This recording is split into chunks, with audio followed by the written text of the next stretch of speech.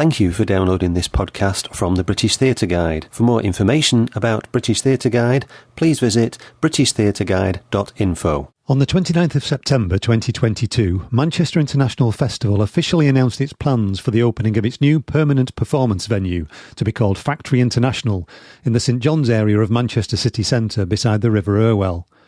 With the building still under construction and its opening event more than a year away, it was announced that Danny Boyle would be directing the first production in the venue, Free Your Mind, a stage adaptation of the film The Matrix, with a script by Sabrina Mahfouz, music by Mikey J. Asante, choreography by Kenrick Sandy, and design by Ez Devlin.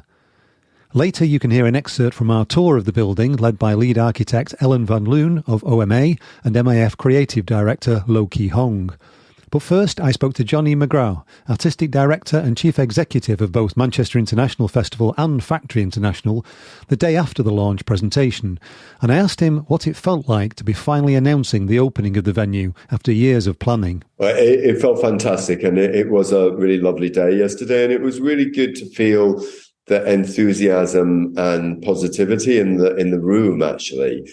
And a sense of excitement. I think, Danny Boyle talked on the day about the sense of awe that you get going into that space, and it is a real pleasure taking people in. It's been a joy actually over last several months taking artists that we're potentially working with into the space, and it's never been so easy to sign an artist up for a project as it is when you take them into that space, because there's that sense of excitement. But I was just also really pleased that everybody from, arts critics to politicians to members of the public, just seem to respond and embrace it actually, and see it as this, exciting offer for the future, because it's full of potential without telling you what to do, that space. It's an invitation.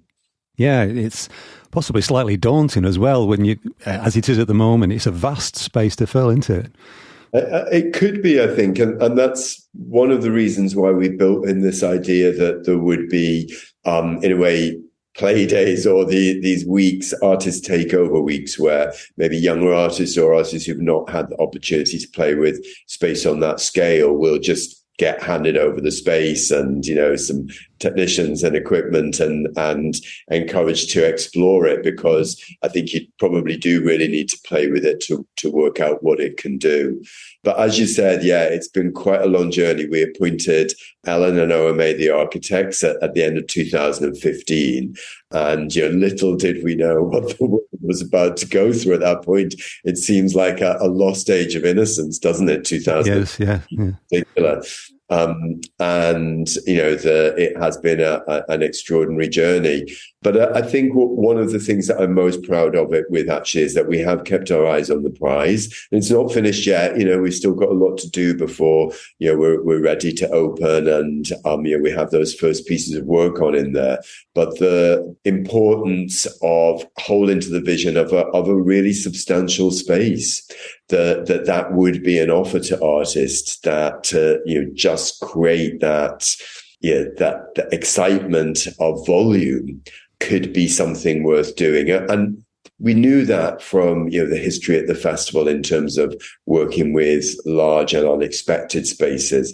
And I've got a long history myself working in site-specific work, and the understanding the excitement that it can be when you enter into a huge warehouse or an abandoned building or an airport hangar that just seems to invite a different kind of conversation to those of more traditional performing spaces.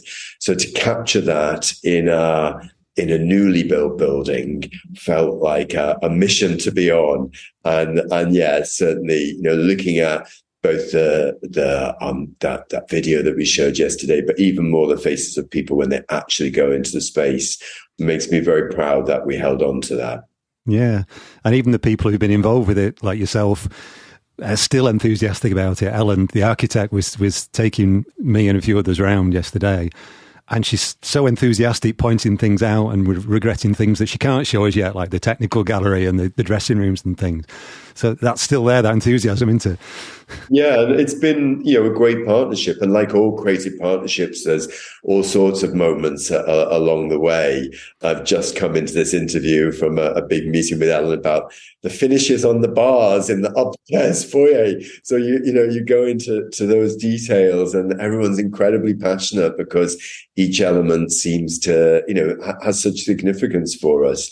But I think when you then step back into it and you recognize all the things that you managed to get done already, then that, like any good creative collaboration, like, making a theatre production, you get that sense that the different talents and ideas have come together into something that has a coherence. And that's a very satisfying experience. Yeah. I mean, as you said before, you're no stranger to running a theatre building in Manchester because you were at Contact for quite a few years.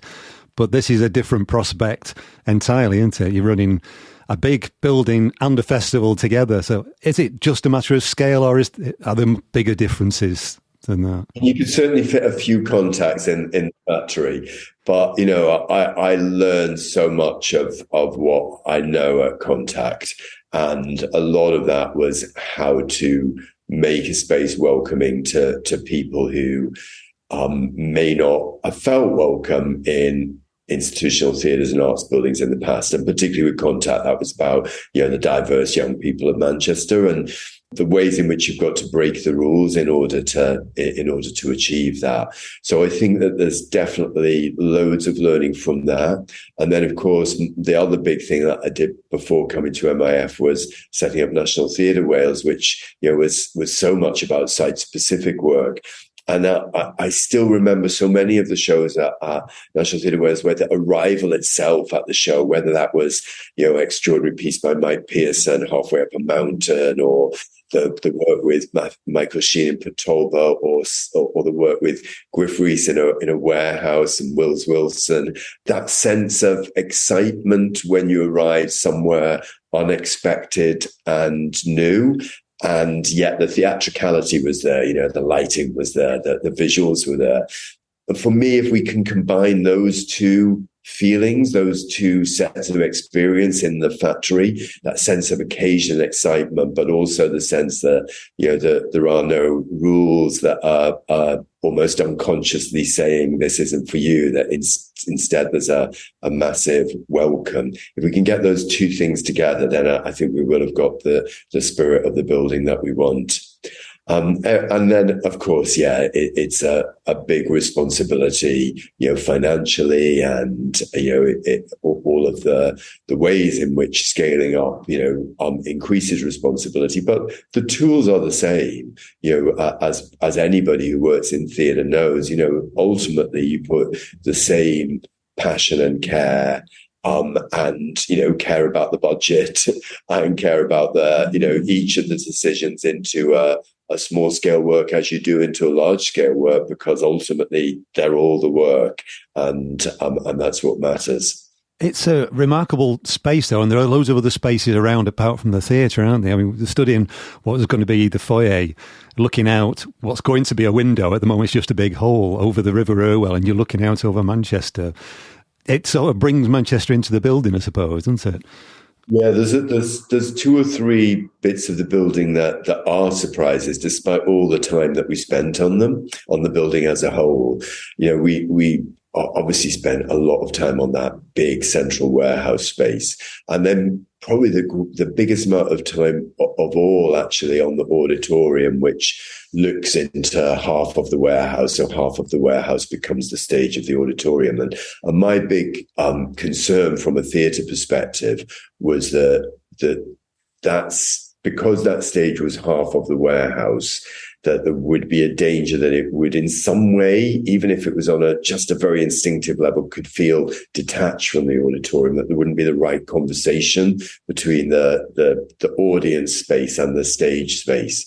So we spent an awful lot of time thinking through and modeling and sitting in computer models of those two parts of the building and how they related to each other. And my single point of probably greater satisfaction actually in the many times that I've been in the building now was the first time that I was able to stand on the stage area, clear on the stage area, walk onto it, with the auditorium starting to take shape. It was still a skeleton, but it was starting to take shape.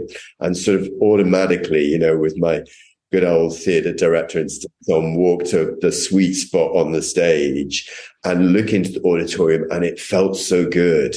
It felt so good to have the relationship between that stage and the auditorium space is really warm. You can see the whole audience in one view. There's no head swiveling and head bobbing needed.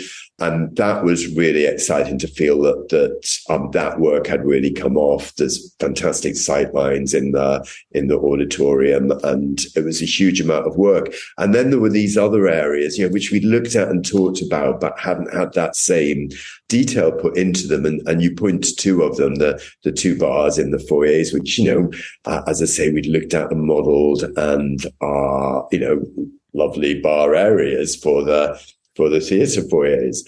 But Ellen had put these enormous picture windows into them. And again, we knew they were there, and you look at them and where they are and where they're placed. But what we hadn't really realised from any of the models was how spectacular the view would be. Now, I say spectacular, we're not talking Paris here, we're talking Manchester, Salford, and it's a view across the River Irwell, through and beyond an amazing contemporary bridge in Manchester called the Ordsall Court, which is a new railway bridge, but is built out of rusted steel.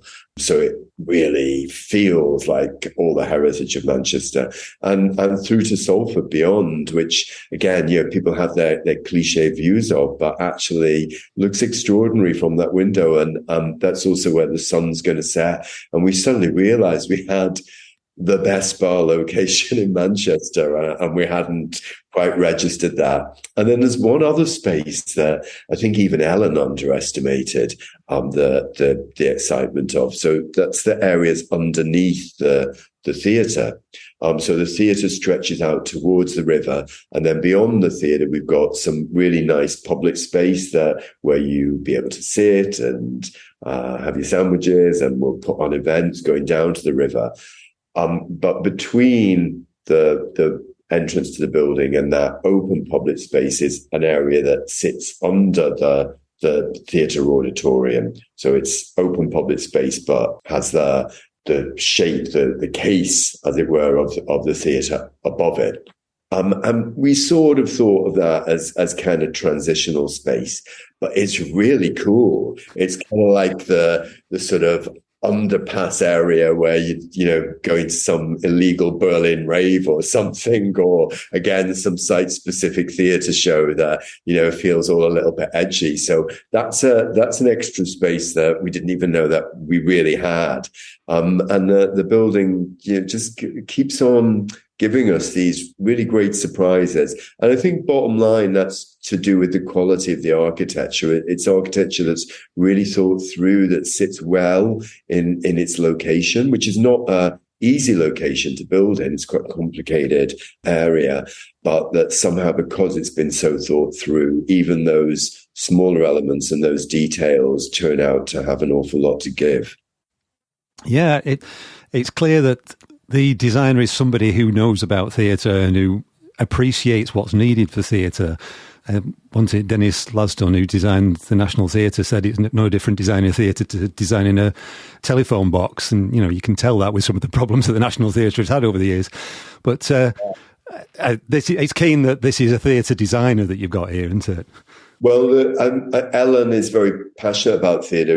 As an architect, she's done all sorts of buildings, but when she bid for this building, it was about her real desire to create a cultural building for the future, and she was really passionate about the ideas for that. I have to say also, I think that the building shows that, people with a a theatre performance and wider arts background have been involved from day one as well. So, our technical director, Jack Thompson, has been there in every single conversation all through the journey. And, we've also had great input from people like Maria Balshaw in terms of making sure that it also works for a visual arts world. But definitely having those theatre people around the table in every meeting, and really, everything from, what are the sightlines like in the auditorium, through to, what's going to work best for the seats, through to, absolutely the technical grid and all of those elements. And then, of course, Charcoal Blue, who also consulted on the theatre construction. So we've had a lot of good voices, and they've been in there from the start. So everyone's been able to build an understanding and a trust. Yeah. Interestingly, one thing that she seemed very keen about is the backstage area, which doesn't usually get as much attention. And she was very keen that it was nice and comfortable for the performers, and that it was daylight. You don't normally get daylight backstage in a theatre, do you? It's one of the real joys of the building, actually, is that, as you will know, the bigger a theatre building gets, often the more complicated it gets, and the more likely you are to get lost in the corridors, not know where you are, particularly if you're trying to find the green room all the way from your dressing room to the stage. And, this is a big building and the space to cover in it. But the idea was that there wouldn't be those lost areas, those passages, those multiple turns, and that therefore the structure actually should be quite simple. So the offices and the dressing rooms and any of the back of house functions are all in 2 towers. And all of those towers have windows. So all dressing rooms have windows and natural light, as do the offices. And then, as you say, a beautiful green room that, that Ellen's created, where everyone who works in the building can, come and meet and share.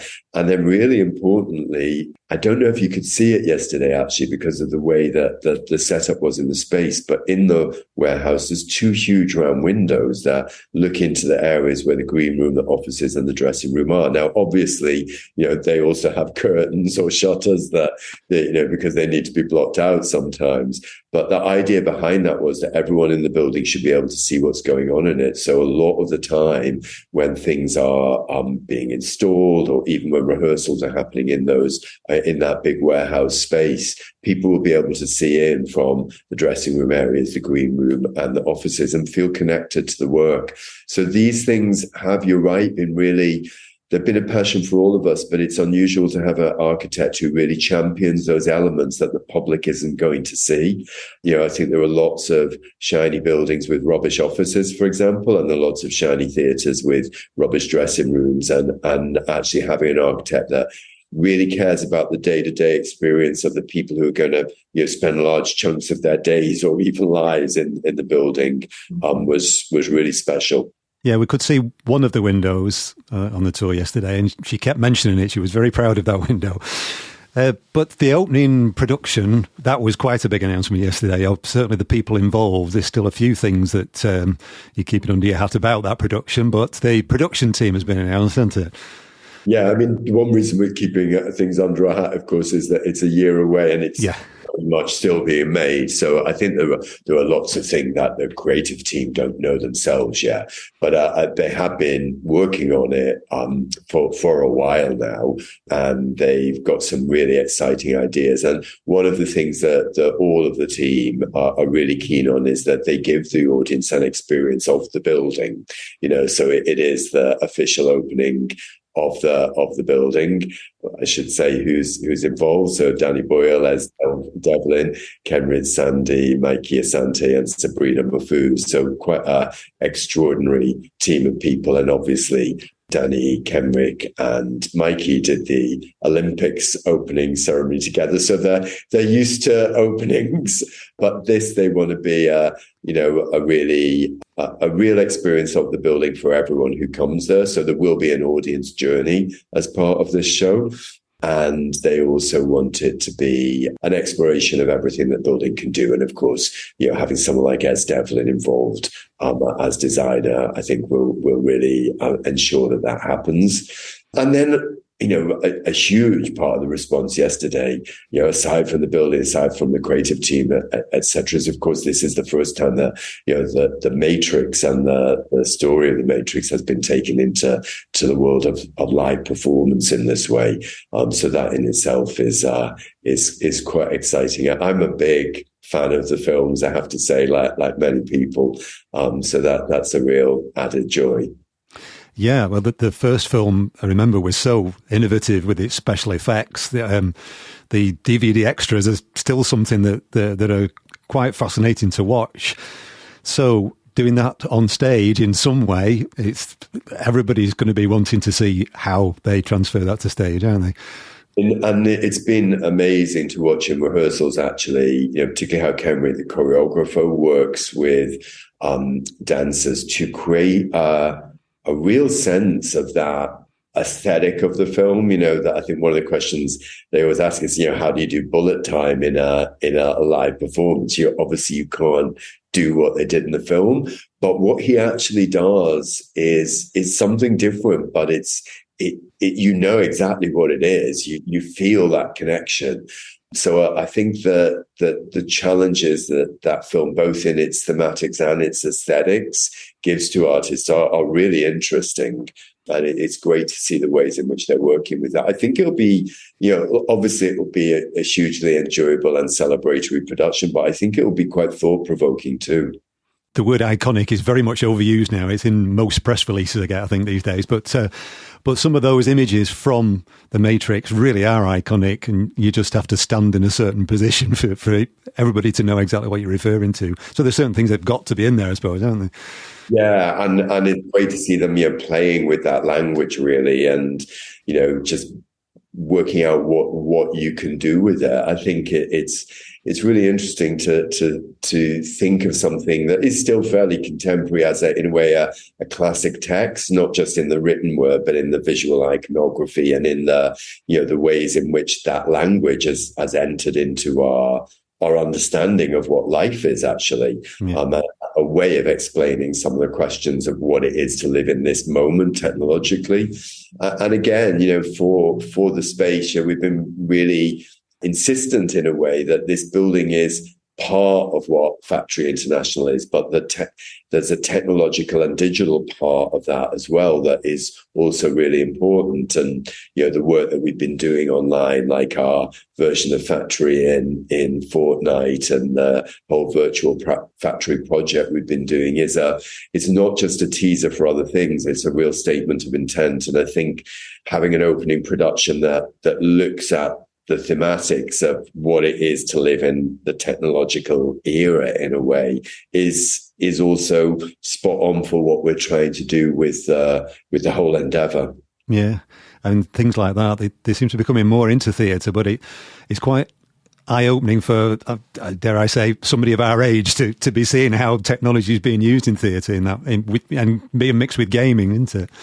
Oh, absolutely. But I think, for those of us who've lived through all of that, in some ways we're in I think we can sometimes get almost a bit apologetic for not being digitally native, but actually to have lived through that journey and to have, been there, before the web existed, might seem extraordinary, if not inconceivable, to a contemporary 20-something, but is actually a wonderful set of references to have. And I don't think Danny would mind being included in that generation. And the way that he approaches that with real curiosity about what is it to have lived that experience, that transition in a way, I think is really fascinating. Yeah, I mean, to young people now, the idea of having to go home to wait for a phone call is just alien to them, isn't it?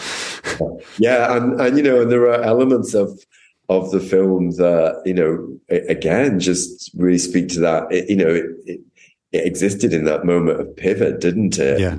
And, yes, mobile phone, but not yet smartphone. And, what does that mean?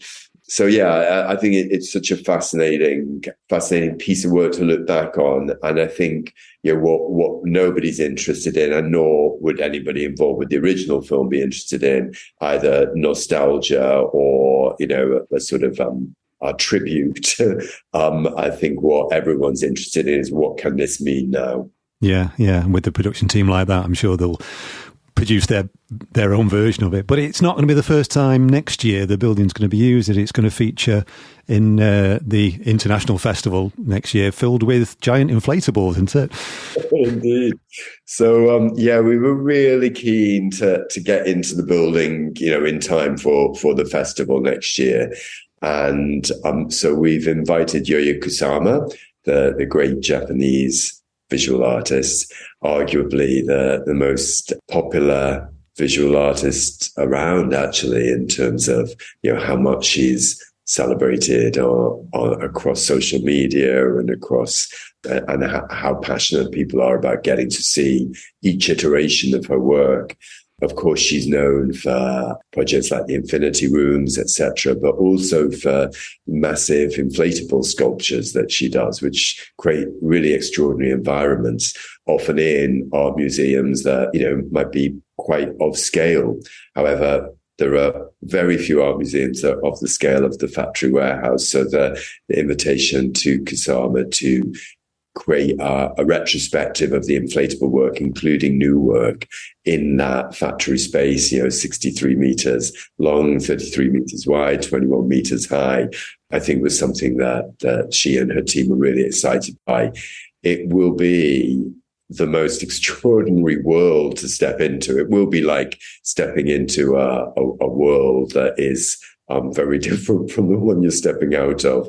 And again, lots of details to follow as the exhibition is finalized, although the design of it is fairly far along at this point, but it should feel really special. And it'll open on the first day of the festival, which is the 29th of June next year, and will continue through beyond the festival, actually, right through the August bank holiday. Yeah. One difficult balancing act you've always got with the festival, and I suppose it transfers to running the theatre itself, is that balance between the international part of your name and the Manchester part, because you're keen to keep Manchester involvement but also bring things into Manchester. So how is that going to work with the building? I think very much on the same principle that it has with the festival, particularly in recent years, where we've continued to expand what we do internationally, but have dug ever deeper really into the richness of the city. We now work in most festivals. At least one of the commissions has been co-curated with a Manchester-based group, and as you saw again yesterday, for 9 days straight after Free Your Mind, a group called the Factory Assembly is going to take over the space, and there are around about 25, 30 local people from all backgrounds who will choose what goes on in the space or put on a range of local and international art in all of the spaces. We're giving them, potentially the office spaces and the backstage areas as well to program, and they'll choose what happens there. And obviously they work with our producers to work out what's feasible, etc. But they will choose, and those ways of connecting local people to international possibilities and choices is one of the ways of balancing those two exciting directions that you talk about. Another way is the way that we work with international artists when they come to Manchester. And I think there has been a big shift over the last decade in terms of what artists want from coming to a space. I think there used to be much more a spirit of, I'm making a exciting large work and I'm bringing it to your space. But actually, usually what artists want, even very well-known artists, actually do want to, walk the pavements of the street, of the city, and find out what this place is. Even if they're making a work that's going to tour internationally, if they're making it in Manchester, they want to get an understanding of the place. And then very often will want to bring in some way, either local people into the work or a sense of locality. So often actually that conversation between the international and local is what attracts artists to what we do. And then the third area, of course, is ensuring that, there are artists in Manchester who are international. And, obviously we have some. Danny Boyle is one, actually, from Manchester.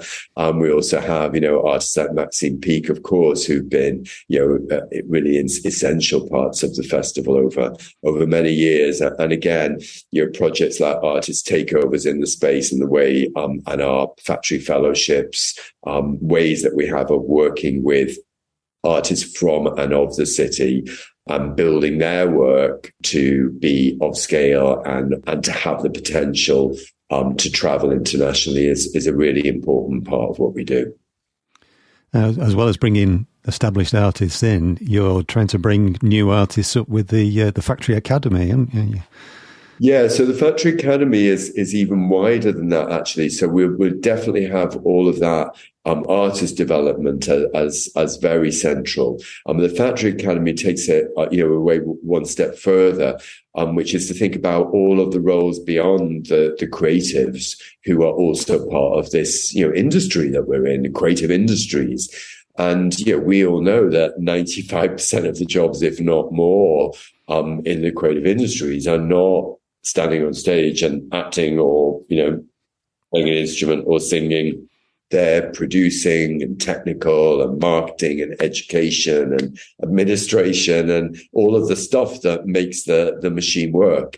And a lot of people don't know that. A lot of young people don't know that and are not encouraged to get into the industry, maybe in the way that they are into some other industries. And that probably is particularly the case with young people who have less opportunities in general. I don't think the industry's been good enough at letting people know what the opportunities are. So the Factory Academy is a really practical way to do that. It provides courses, traineeships and apprenticeships for actually young people and not so young people. It can be people of differing ages to get into the creative industries and to, introduce them to what those opportunities are. The factory is a big investment in Manchester, and we want the jobs that come out of that to at least in part go to Manchester, young people and other people from Manchester who might not otherwise have gotten to work in this field of work.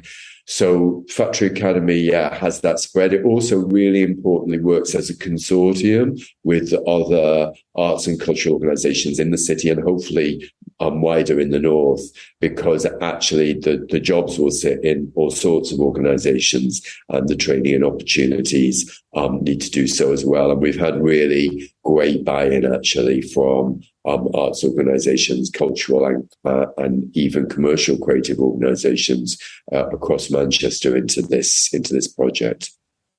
So it's more than running a theatre, this really, isn't it? It's I suppose it's like a major centre for Manchester to bring people in and to transform lives, I suppose, is it? That's the intention. That's all our goal ultimately, isn't it? That's why we're doing this, and we do it in different ways and different scales at different times. But I think that this is a moment where hopefully we can dial that ambition up, and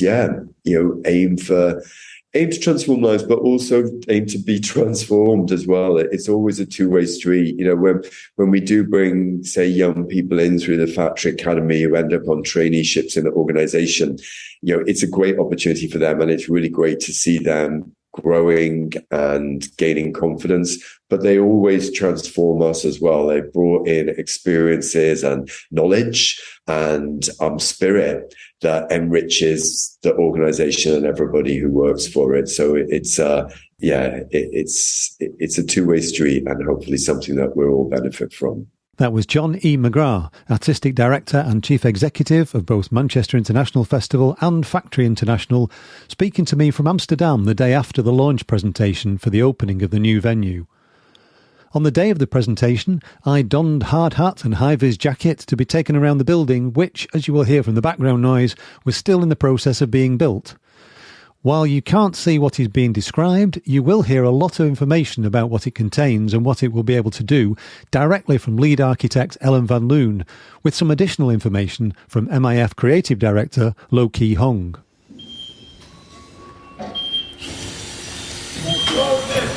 So this is the ground floor lobby. And I think here you see very well how the old or the existing and the news come together. All the performance spaces are basically lifted one level up. So above here we have the big warehouse and on that side we have the theatre.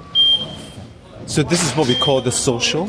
This is the first point of the gathering of audiences as they come in, whether to see a show, see an exhibition or grab a cuppa just at the bar here. So it's a space that we want people to gather to kind of find their new family and communities as they mix around and encounter people that they normally would not encounter.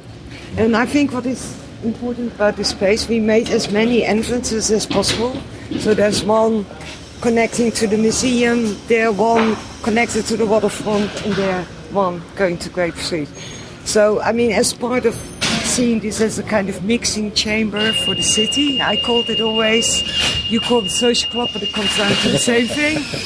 You know, that was important for us. So you could almost say it's a public space belonging to the city where everybody can go free in and free out. We also had dreams that kids were even skating in this space, so let's see if that ever is going to happen.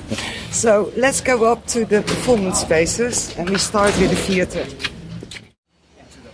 Okay, so let's go in here. So we are now on the back side of the theatre. And here, of course, maybe we should walk there for a minute. It can't get any more Manchester than this. Yes. You know, it's a bit like, how do we celebrate infrastructure? That's this. Yes. I think it's really amazing. So we really wanted to have this huge window from the foyer on this. And as you can see, this whole area is abandoned, so it's all going to be regenerated. They're like new pedestrian bridges to really connect these two parts. So this is the foyer space. Yeah. The hall Yeah. of the main auditorium that we'll go in a wee bit. So the bar will be here. So this is a great space for people to hang out at this money shot of a view. So in the daytime, we also expect people to come, bring their laptops, connect to the Wi-Fi, work a wee bit, and spend some time here. So we want people to come and gather in this building as much as possible. But come the evening or when we have a show on, this is just a natural point for people to gather before the show, during intermission, and after intermission. So we head right in. Yeah.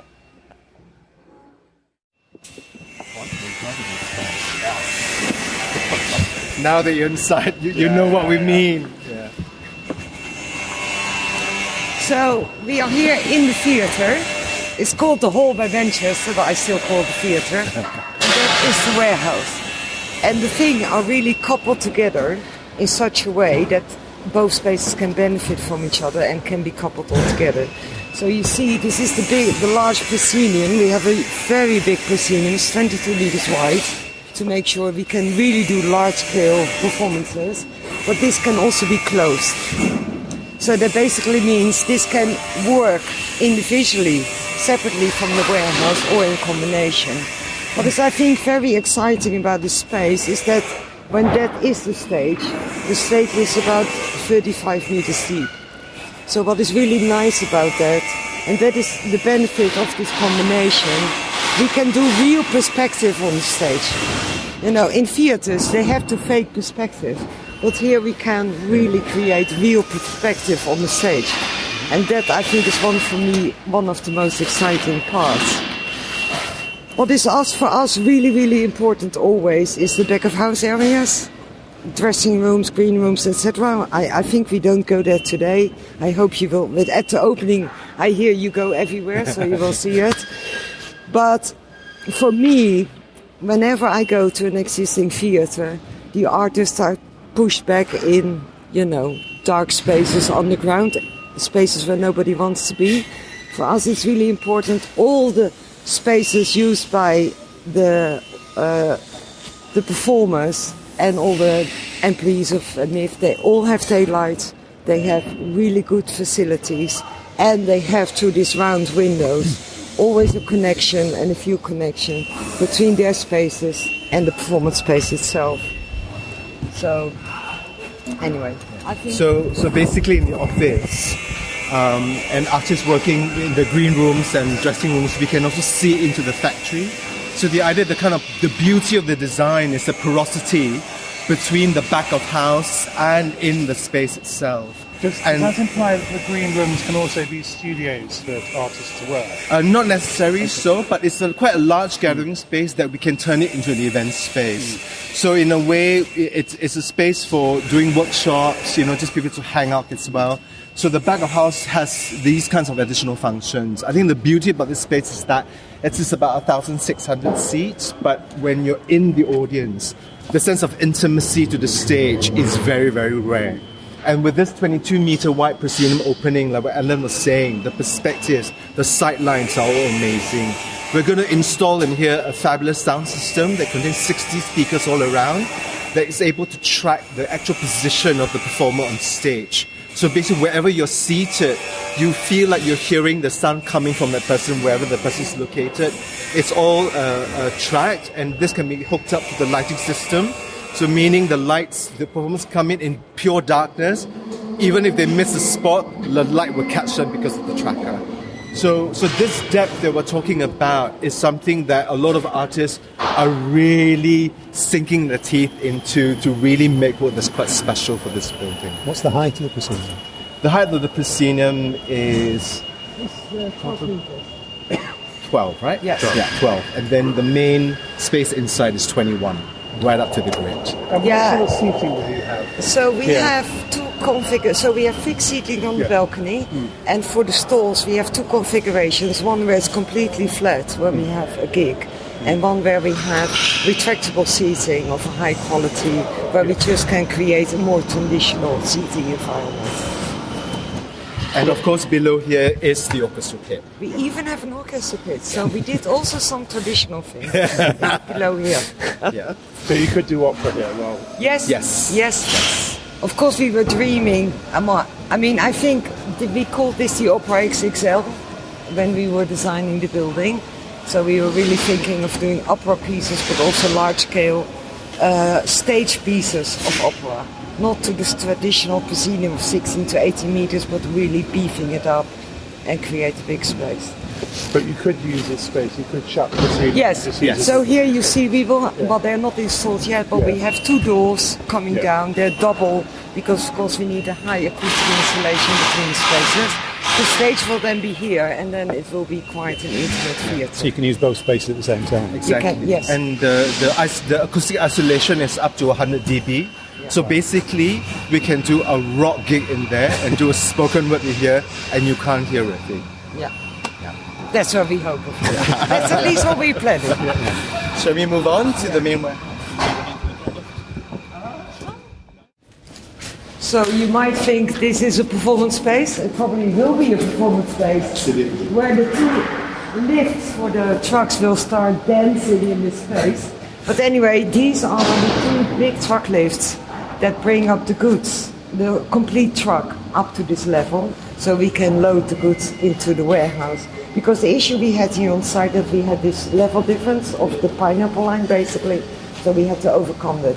We have an additional goods supply on that side, so that when anything happens we can bring goods to the space itself. The trucks can drive off this, drive into the warehouse and go back out. So it is really a space where performances can be set up very, very quickly, and where we can also bring in very large pieces into the warehouse. So as a piece of engineering, it is quite amazing that it's lifted up at such a height and able to withstand the loading of many trucks coming in and out. And it's held up by these two amazing beams that you only see a wee part of at the social itself. So in a way, it's quite an engineering marvel that we've created in this design, so that these two trucks that work independently is able to kind of service a lot of the kind of movement of both sets, prop, artworks that kind of come in and out throughout the entire year. Okay. Shall we head into the... So when we go in, this is another group in there. Ideally, one half of the warehouse we were used to make, as we were always making new work, and the other half we use the presentation. So in a way, which is why, you know, the factory kind of idea, you kind of get it now. So there are also sets of acoustic doors in there that we'll come in, we'll talk about in a bit, but it lines up perfectly with this truck lift. So it's one of my favorite spaces I was telling Ellen, because this sliver of a space of 5.5 meters between these two acoustic walls, it's a completely new space. It's not available anywhere else in the world. So I hope to challenge a very established artist to take the sliver of a space to make something quite special for us here in Factory International. Yeah, and also the base idea of this building is, even when you have a space dedicated to the making, is that the making is also accessible. Because we really want not only that people come here to look at performances, but really are part of the whole process behind the performance, which is a lot of times more exciting, not more, but it's a part that you normally miss in any other theatre. You can't see what is behind the scenes. You know, groups are rehearsing for weeks and you see 1 hour of it, and sometimes what happened before is so exciting. So those two circular windows that you see, we hope within our tours that we do around the building gives access and transparency and porosity. This Exactly, they take too long. Of course, it was no surprise to us that when we got the brief from Manchester International Festival, or Factory International now, it's very complicated for me, but anyway, that they asked for a warehouse because they were used to use all the abandoned warehouses in Manchester to do performances. But of course, they wanted to have a warehouse that was technically a little bit more up to date. So what we designed here is a space where you can have, for a gig, 5,000 people visiting. I think the perfect size, in my opinion, to see a performance, because you have then still contact with the stage and the performance. But they wanted it to be technically very fit.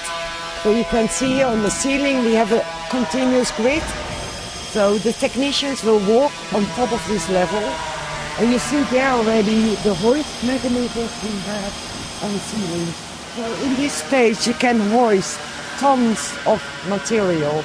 So you can imagine, you can hang here a ceiling of cars, you can lift, you can build an additional ceiling in the space in order to change the room, because that is what it is about. So, and as you can see here, these panels there that you see, which are not finished yet, but these are the two dividers. You see here the rail and another rail, where you can basically split this whole space into two pieces. And then the theatre can then also be closed if you want to, 3 areas. Yeah. The round windows were very important for me. I had to fight for it very hard because, as I said, artists are treated not very well, in my opinion, in theatres.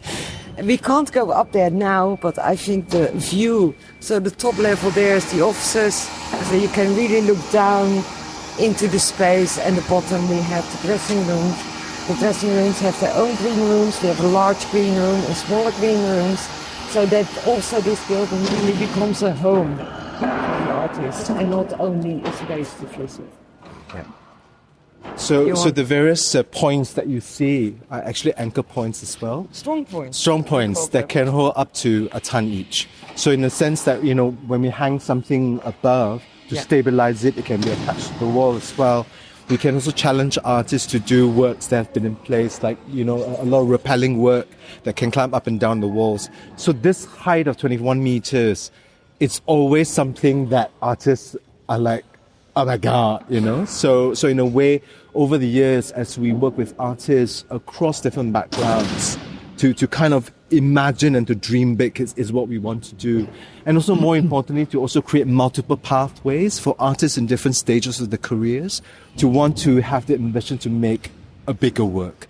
So I think over time, working with a lot of artists in the north of England especially, it's in conversations with a lot of international artists, is what we hope to do in this space itself. Yeah, and not only that, you know, I mean, I don't know if you ever climbed up a flight tower, any of you in a theatre? You ever climbed up a flight tower to go into the grid? Well, the access to these kind of places is horrendous. You know, you have to climb up, you have to be a monkey. So in this building we said no, we want a proper grid I want lift access to the grades. We want to have normal access to the grades. Also to enable young people to start learning how to deal with the theatre with maximum safety, but also maximum normal working conditions, I would say, where a lot of theatres are really, really lacking, in my opinion. So that was also important. I mean, we can't go onto the grids. I really invite you again, because the back of house areas are seriously exciting. You know, I love to walk on the grids, go on the balconies and look from the back. So. And there's also another special feature. In between, you see the two walls, the opening. In between, there's a pathway that goes right around the entire space itself. Oh, yeah, I have to say that too. Yeah. Yes. Sorry. Go for it. So this house has the least back of house area from any theatre in the world. Actually, almost none. So we had to rethink how can the theatre work, because of course you need back of house circulation and audience at the same time. So we needed for this warehouse a double wall acoustic construction to make sure that they can have parties the whole night with 100 dBA without disturbing the people that living outside. So we use this cavity to actually as a corridor where all the artists can walk around. So actually you come down, you can go all around without to be seen, without actually sacrificing valuable space as a back of house area. And that is quite exceptional. But as I said, we have to organize a monkey tour for that with you next time. I call it a monkey tour. Can you just say what the length and the width of this space is? So it's 35 meters wide. Yeah. And it's 75 meters tall. How much? Sorry, 30? 35 and 75. Yeah. And the height is equal to the flight tower height, because the idea was that we could use a wall space as a flight tower. So it's nearly a double square. Yes, it's a double square. Double cube. We started with 40 by 80, but then we needed some acoustic absorption. And the acoustic absorption in this building is not just a bit of padding on the inside. It's 2 concrete walls, 2.5 meter distance, plus padding inside in order to make sure we can keep the sound inside and they can party the whole night without basically... I didn't hear it, I missed, sorry. What was the objection to having the windows?